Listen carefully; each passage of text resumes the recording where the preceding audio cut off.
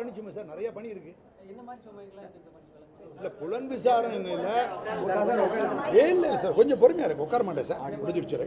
அதாவது புலன் விசாரணையில் ஒரு என்ன கேட்கிறீங்க, ஒரு காவல் ஆய்வாளருக்கு புலன் விசாரணை சம்பந்தமாக பணிச்சுமை இருக்கிறதுங்கிறது எல்லாருமே ஏற்றுக்கொண்ட உண்மைதான்.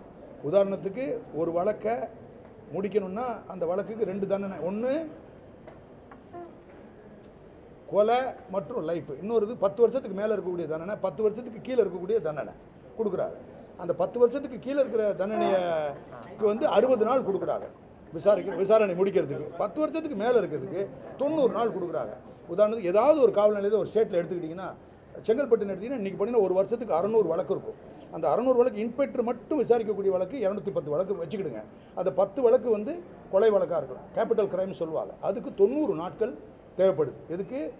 சார்ஜ் ஷீட் போடுறதுக்கு. மற்றதுக்கு 60 நாட்கள் தேவைப்படுது. இந்த கொலை வழக்கே நீங்கள் எடுக்காதீங்க. மற்ற 200 வழக்கு இருக்கு இல்லையா, 200 வழக்குக்கு 60 நாள்னா பெருக்கி எவ்வளோ ஆகுது? 200 × 12 எவ்வளோ? 200 × 60 எவ்வளோ?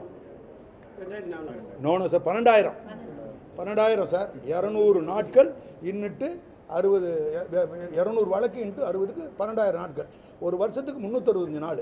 அதை அப்படியே வகுத்தீங்கன்னா கிட்டத்தட்ட எனக்கு தெரிஞ்சு 32 வருஷம் 33 வருஷம் இருக்கும். அப்படின்னா 33 வருஷம் இந்த காவல் ஆய்வாளர் அதே காவல் நிலையத்தில் வேலை பார்த்தா தான் இந்த 200 வழக்குக்கு சார்ஜ் ஷீட்டே போடுறது சட்டப்படி. இன்னும் அந்த கொலை கேஸில் இதில் வரல. உண்மையிலேயே பணி இருக்குது. அதனால தான் அவங்க என்ன செய்யணும், நீதிமன்றங்களை மதிக்கணும், நல்ல அட்வொகேட் வக்கீல்மார்களெல்லாம் அவங்க மதித்து நல்ல லீடிங் கிரிமினல் லாயரை நல்ல பழக்கத்தில் வச்சுக்கிட்டு அட்வைசரி கேட்கணும். பிகாஸ் லா பேக்ரவுண்ட் இல்லை எங்களுக்கு, நாங்கள் யாருமே லா படிக்கலை. அதனால எக்கச்சக்கமான அக்யூட்டல் தெரியாது சார், தெரியாது.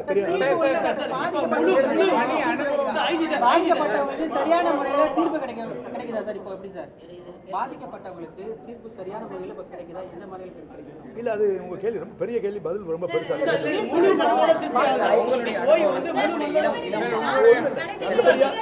ஒவ்வொரு இன்ஸ்பெக்டரும் ஒவ்வொரு எஸ்ஐயும் ஒவ்வொரு கான்ஸ்டபிளரையும் நல்லா யோசிச்சு செயல்படணும். அவங்களுக்கு they have a family, they have children.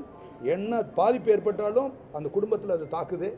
சில பேர் ரொம்ப மனக்கவலையெல்லாம் உண்டாகுது. அதனால் இன்ஸ்பெக்டர்கள், சப் இன்ஸ்பெக்டர்கள், கான்ஸ்டபிளரி சட்டம் என்ன சொல்லுதோ அதை மட்டும் சரி. Servants of law, they are not servants of superior, they are not servants of officers. எப்போ so long as their instructions are not illegal and extra legal, அதிகாரிகளோட இன்ஸ்ட்ரக்ஷன்லாம் கேட்கணும். ப்ரொவைடட் அது சட்டத்துக்கு உட்பட்டு இருக்கணும். இருந்துச்சுன்னா அதை பண்ணிட்டு வேலையை முடிச்சுட்டு பேசாமல் போயிட்டே இருக்கணும். அதை பார்த்து 10 பேர் சாகுறாங்க சார். ஒரு நாளைக்கு குறைஞ்சபட்சம் 10 பேர். ஒரு வருஷத்துக்கு பெருக்கிக்கிட்டு 360னா 3500 பேர் சாகுறாங்க. நல்லா யோசிக்கணும். ரயிலில் ஏற்கனவே சொல்லியிருக்கோம். அந்த ரயிலில் வந்து ஏற்கனவே சொல்லியிருக்கோம். அவர் எங்கள் ரயில்வே அடிஷனல் டிஜி இருக்காங்க.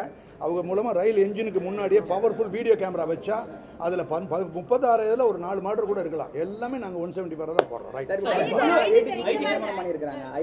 சரியா சார்?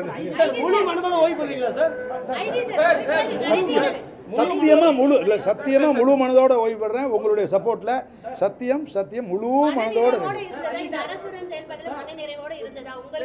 உறுதியாக சத்தியம்.